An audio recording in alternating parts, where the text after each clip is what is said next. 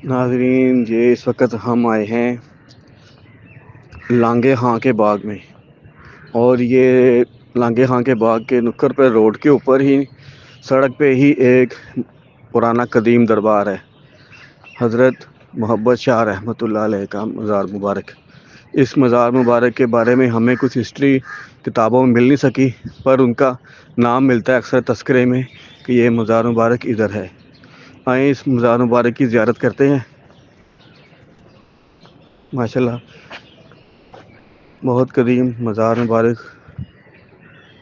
मित्र प्यारे नू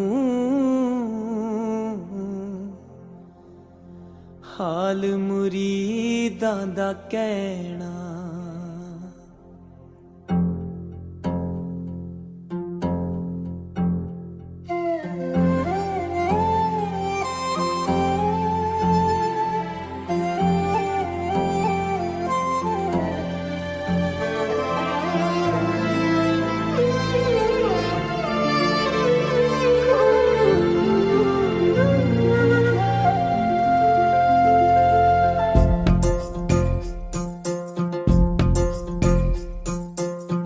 मित्र प्यारे नू